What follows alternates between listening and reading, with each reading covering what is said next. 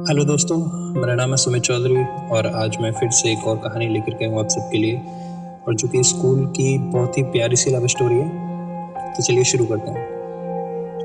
तो एक लड़की थी, बहुत ही खूबसूरत। जितनी वह सुंदर थी उतनी ही ईमानदार भी थी। ना किसी से झूठ बोलना और ना किसी से बातें करना, सिर्फ अपने काम से काम रखना था। वह लड़की स्कूल में पढ़ती थी। उसी की क्लास में एक लड़का भी पढ़ता था और वो लड़का उसे मन ही मन प्यार करता था। लड़का अक्सर उसके छोटे मोटे काम किया कर देता था। बदले में लड़की जब मुस्कुरा कर उसे थैंक यू बोलती थी तो लड़के की खुशी की मानो सीमा ही नहीं रहती थी। तो एक बार की बात है कि दोनों लड़का लड़की साथ साथ घर जा रहे थे और तभी रास्ते में जोरदार बारिश होने लगी। दोनों ने एक पेड़ के नीचे शरण लिए। वह पेड़ बहुत छोटा था, ऐसे में बारिश से बचने के लिए दोनों को एक दूसरे के बहुत करीब आना पड़ा। लड़की को इतने करीब पाकर लड़का अपने जज्बातों पर काबू न रख पाया और उसने लड़की को प्रपोज कर दिया। लड़की भी मन ही मन उसे चाहती थी, इसलिए वह भी राजी हो गई और इस तरह उन दोनों का प्यार शुरू हो गया। एक बार की बात है, लड़की उसी पेड़ के नीचे उस लड़के का इंतजार कर रही थी। लड़का बहुत देर से आया। उसे देखकर लड़की नाराजगी से बोली, तुम इतनी देर से क्यों आए हो? पता है मेरी जान ही निकल गई थी। तो यह सुनकर लड़का बोला, अरे बाबा, मैं तुमसे कहाँ दूर गया था, मैं तो तुम्हारे दिल में ही रहता हूँ। यकीन ना हो तो अपने दिल से ही पूछ लो। लड़के की इस प्यारी सी बात को सुनकर लड़की अपना सारा गुस्सा भूल गई और दौड़कर उस लड़के के गले से लिपट गई।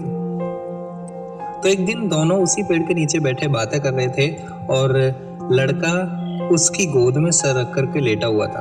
तभी लड़की बोली, सुनो, अब मैं तुम्हारी जुदाई का दर्द बर्दाश्त नहीं कर पाती। तुम्हारे बिना एक पल भी मुझे 100 साल के बराबर लगता है। तुम मुझसे शादी कर लो, नहीं तो मैं मर जाऊंगी। लड़के ने झट से लड़की के मुंह पर अपना हाथ रख दिया और बोला, ऐसी बात मत किया करो। अगर तुम्हें कुछ हो गया तो मैं कैसे जिंदा रहूंगा? फिर लड़का कुछ देर तक सोचता रहा और बोला, तुम चिंता मत करो, मैं जल्दी अपने घर वालों से बात करूंगा। धीरे धीरे काफी समय बीत गया।